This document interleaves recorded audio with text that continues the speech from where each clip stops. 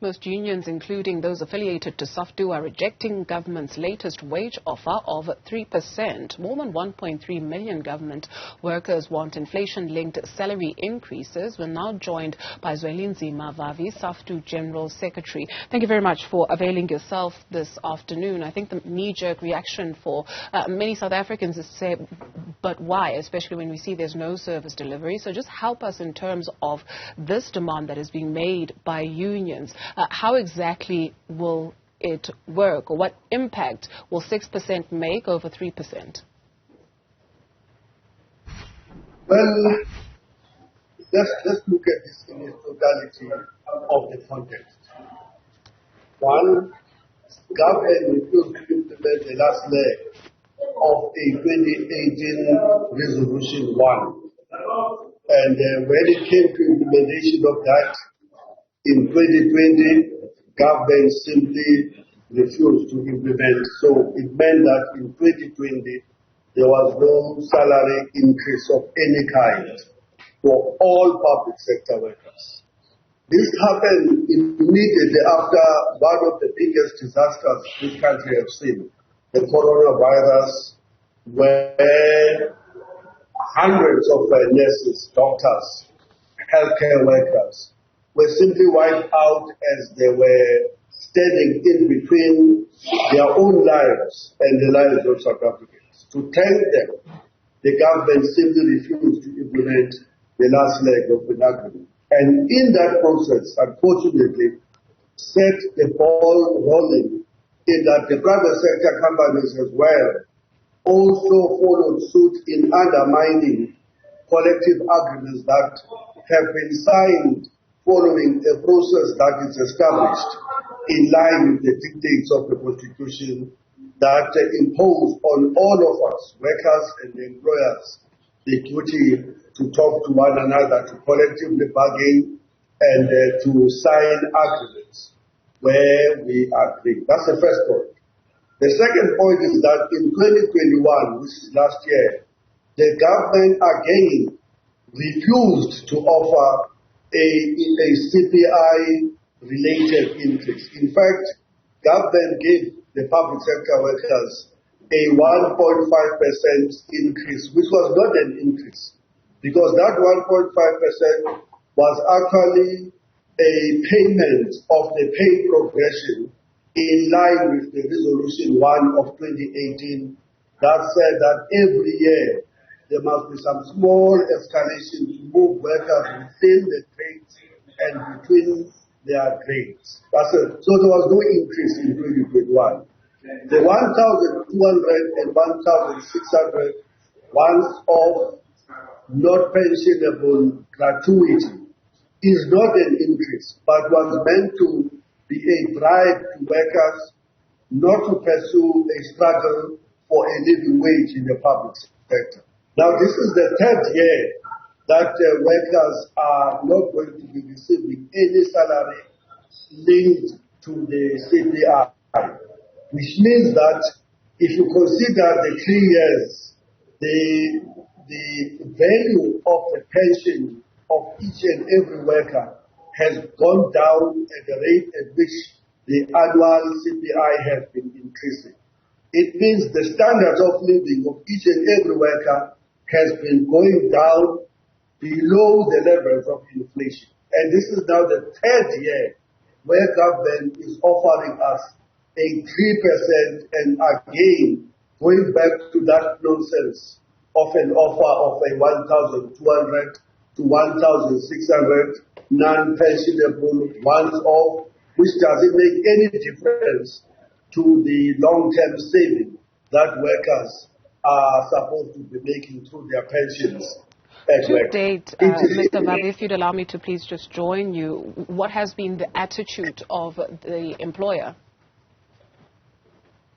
Very arrogant, very steadfast in imposing an austerity budget to the government, because actually what we're dealing with here is that the government have cut a 303 billion rands in 3-4 years of this austerity budget. But it's not just that we're raising the issue of wages. The reason why we want to encourage this COSATU Congress to take a resolution in rejection of that 3% is because that is sitting in addition to other salary, in other social services budget cuts. Government is cutting the budget on police, on correctional services centers, on home affairs, on social services, on education, you name them all. In addition to that, we know that through the research that we are having a 200,000 vacancies in the public sector. When government cuts budget on policing, education, healthcare, all of that, it means that it simply does not have the resources to employ more police, more health workers, educators, correctional services, and other administrative staff in the department. Beyond that, government is unable to invest and refurbish the dilapidating infrastructure in our hospitals, in our police stations, in our home affairs, and the crisis flowing from all of that is what society have to deal with, all of it. And that's why we say this cannot just be a strike of public sector workers. This must be a strike involving all members of society, all those who spend 8 hours in the public hospital queue to acquire a painkiller and only to be told that they must come tomorrow. All those who, when they call police stations under siege from the criminals, including in these heightened levels of GBV, only to be told that there is no van because the other van is either broken, gone to service, or has gone into the other direction. All those who are seeing more and more of their teachers seeing more kids in each and every classroom, and with the teachers unable to cope and to deal with the increasing numbers of learners in their schools. So this is a totality, in our view, of a class response to a government seeking to resolve a capitalist crisis and an austerity program, a neoliberal, neo-colonial project that it is administering at the back of workers. We are refusing that the crisis of the system must be externalized on the poor, on the marginalized members of the working class. In particular, the black majority will remain the face of a dysfunctional crisis of public hospital, public institutions, home affairs, correctional services, overcrowded, police stations unable to cope with the demand, 71 people dying every day in our streets. When the commissioner Mr. Vavi, please allow me to just join you there, and maybe I do beg your pardon, ask about what happens now. We understand that unions are at advanced stages in terms of talks about industrial action. Yes, SAFTU unions have already declared a dispute.